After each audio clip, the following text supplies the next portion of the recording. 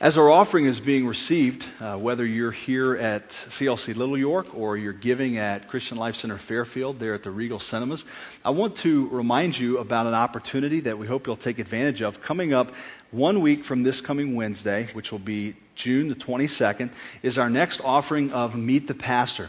And Meet the Pastor is sort of the first step toward really investigating Christian Life Center as your church home and church family. And it's an opportunity for two really neat things to happen. One is it's a chance for you to meet Pastor Stan and Joyce, his wife, and just hear a little bit of their story and their heart for the church. And it's a chance for them to get to know you as well and just get a little bit of an understanding of what Christian Life Center is all about. But also, at Meet the Pastor, we have found it's a great opportunity just to meet some new friends and get to know some other people that you worship with, whether they're people you sit beside there at CLC Fairfield or here at CLC Little York. And it's kind of neat how God uses this opportunity and similar ones to bring people together and connect them to help one another grow. And I want to introduce to you some friends of mine that are here tonight. This is Jon and Lisa Stevens. Would you say hello to Jon and Lisa? Jon and Lisa are small group leaders, and the reason they're sharing tonight is because their small group and their experience here at Christian Life Center traces back about a year ago to Meet the Pastor, where you both attended, as well as a number of other people. And I think, Lisa, you're going to kind of share a little bit. Tell us just that story and how that group came to be and how it tied into this idea of Meet the Pastor. Okay, sure. So it was about a little over a year ago, Jon and I moved here to the Dayton area, and we attended the Meet the Pastor in, I think it was July. We had sat with, I think it was two other couples, young married couples, and at some point during the evening, Pastor Stan had looked over to our table as he mentioned small groups and said, gee, if I've ever seen a small group waiting to happen, it's this table over here. So sure enough, that night, the six of us decided we would get one going. And I guess since then, we've had this group now for a year, and some other great people have also joined it. So that's kind of how it all began. And there's another couple, I believe it's Steve and Erica, that's in your group. And you guys found out either just before or during Meet the Pastor, kind of a real unique connection that you have with them. Can you share about that? Yeah, actually, Jon and Erica are from the same hometown, and Erica's mother and Jon's mother worked together, but Jon and Erica never met until we got here to Dayton, 9 hours away from their hometown. So I think their mothers had figured out that they were coming to the same location. We had just moved, so we met them the night we helped move in all their things to their new apartment. So, small world, I guess. So you helped them move in, and turns out that you were both already attending CLC, or did one of you invite the other? How did that happen? We did invite them. Both of their families went to the same church back in New York, and so they were naturally looking for one here, and we suggested that we had found our church home here, and then they tried it out and just loved it from the first time on. Wow, So. That's neat. So your group's been together for about a year, and it's formed at Meet the Pastor. Tell us just what this last year has been like. What do you love about the group? What kind of makes it tick and keeps you going, and what makes it worthwhile? What I like best about the group is that it's flexible. It can go anywhere that the Lord leads us. We've done a lot of different things. We've done group studies. We've separated into men and women. We can do Christian books, or we've done studies on parts of the Word. So, and even sometimes we just, the guys will just hit golf balls in our backyard or something like that, or play ping pong or something some weeks, or have barbecues really together. Spiritual stuff, right? Really spiritual stuff. But then, at the same time, we can always learn from each other and our common experiences together. Yeah, I guess I really enjoy looking forward to part of the week that usually feels busy. We just get to kind of sit back and really focus on the Lord and have a time of worship and reflection together.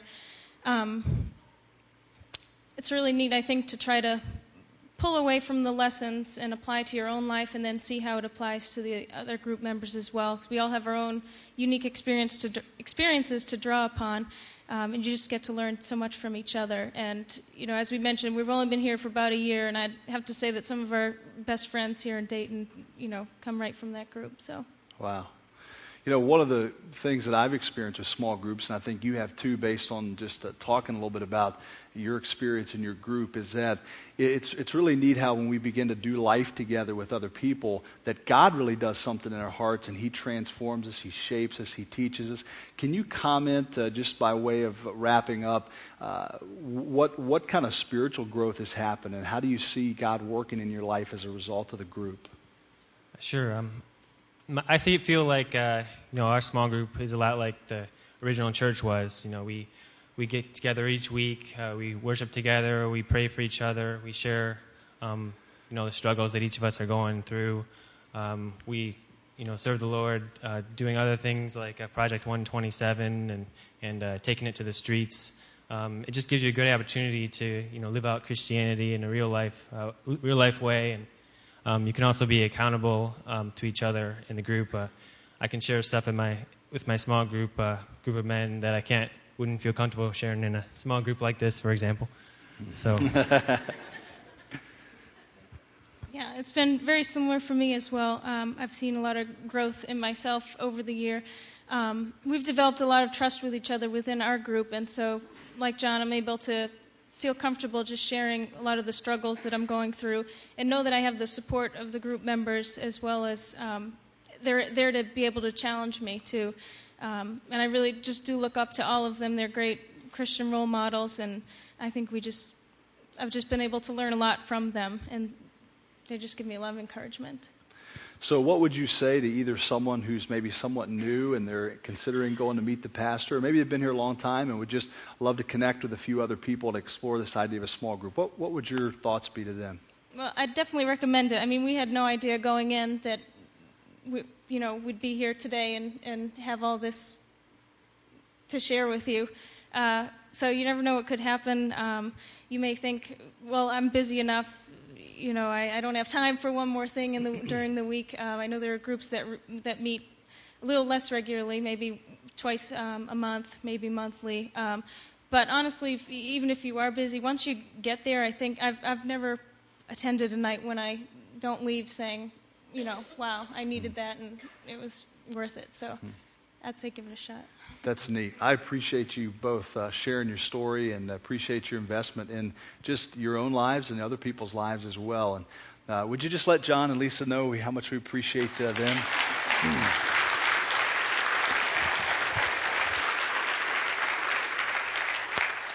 I've come to believe that God really does put people together for a reason, and God allows our lives to intersect and cross paths because I believe He wants to do a lot of neat things within our lives and within one another's relationships. So let me invite you again to consider Meet the Pastor. It's coming up on June the 22nd. Or if you've already been, or maybe for some reason you're not able to come to that, there's lots of other opportunities happening this summer where you could connect in small groups, both around the Little York area, around the Fairfield area, and all throughout the Miami Valley.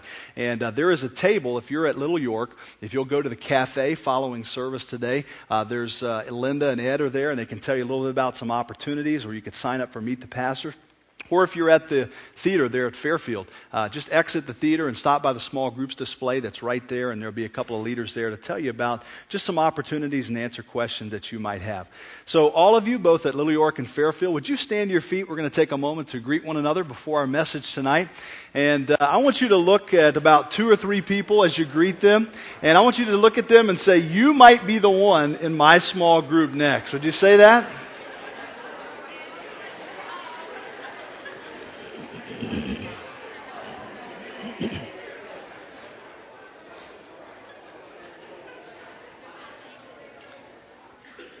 As you're seated, let me just introduce tonight's message. We're going to conclude our series, Now What?, with a message from Pastor Randy that's entitled Treasures of the Kingdom. And if you have your Bibles, let me invite you to turn to the book of 2 Peter, chapter 1. That's 2 Peter. It's right after 1 Peter, in case you were wondering, chapter 1. And Pastor Randy's going to come and share our message tonight.